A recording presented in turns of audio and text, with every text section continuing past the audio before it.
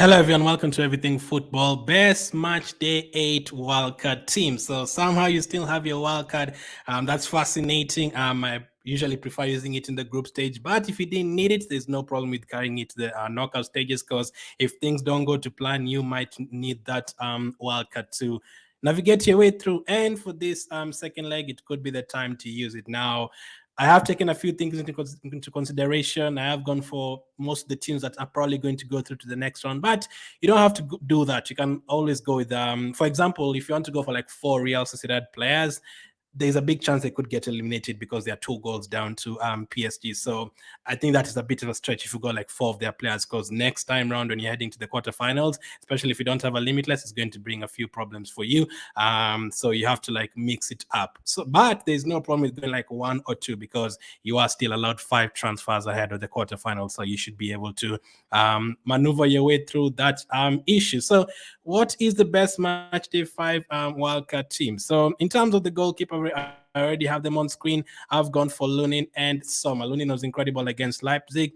Leipzig will take shots. So if Real Madrid keep a clean sheet, then he will get save points as well, because it's not going to be a game where Leipzig have 0 shots. No, they're going to take shots and they're going to have he's going to have a few saves. So if he keeps a clean sheet, it's going to be a good return, just like last time. And then Jan, I think he had like 11 saves or something last time, which was crazy. 10 or 11. I remember that. I can actually check.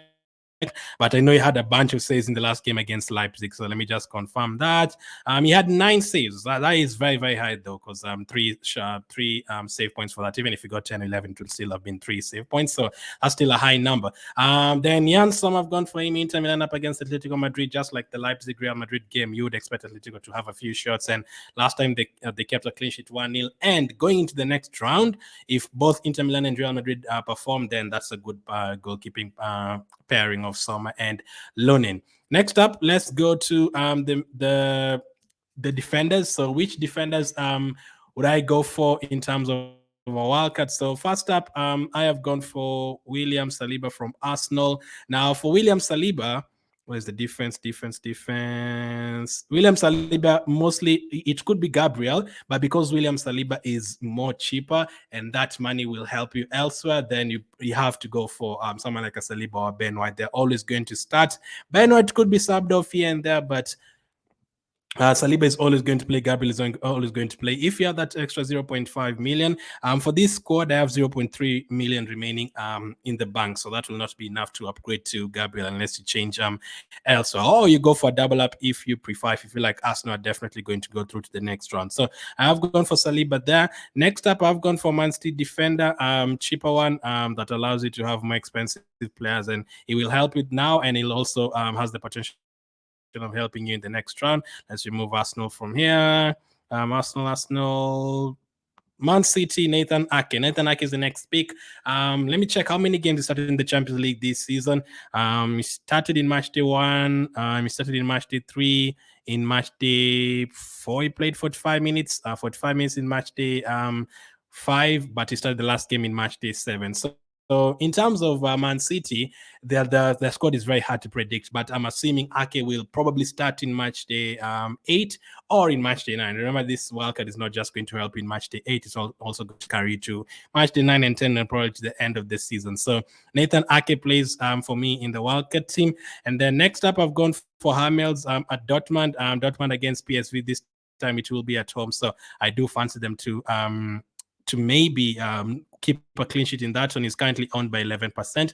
I think it's a good pick. I do fancy Dortmund to go through there, so he will be there according to what my team is for the next round. And then next up, I have gone for Cancelo from Barcelona, mainly because of the high ownership. I think it would be it's not advisable to go without him because of the high ownership. He has a home game against Napoli. If he scores or keeps a clean sheet at 44% ownership, I think that would cost you if you don't have him. And then lastly, I've gone for the guys playing against. Remember, I said you can always go for 3 or at least 4 players from teams that you think are going to be eliminated, but you feel like they're still going to do well in match day 8, maybe lose 3-2, but you feel like an attacker is going to get a goal or something.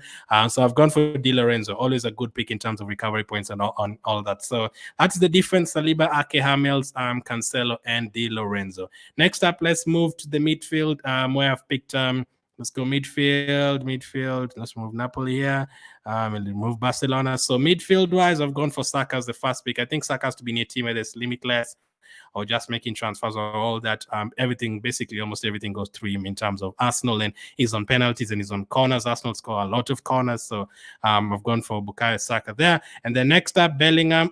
He should be back for the second leg, and he will be back as well for definitely for the quarterfinals if Real Madrid get past Leipzig. I'd be very surprised if Leipzig go there and score 2-0 and win the game. I'd be very surprised. So Bellingham is there, 8 million. He's currently owned by 60%, which is very, very high. Next up, I've gone for another Man City player who I'm definitely not sure is going to play, but if they go through Man City, which is probably 90% guaranteed, he is going to play in the quarterfinals as well. So Foden, I think I have a feeling they could go with them for 45 minutes or 60 minutes or something, and then sub them off. But we have to see what happens during the Manchester derby over the weekend. But Foden is in the team. And then from PSG, I've picked Emre is an enabler in the team, and PSG have a good chance of going through as well. It's currently owned by, is it 9%? I think so. Not a bad pick at all. And then lastly in midfield, I have gone for Xavi Simons of Leipzig. I think that is a balanced midfield. There's always other options you can go for. If you want to double up on Arsenal and go for, Odegaard instead of someone there, that is fine.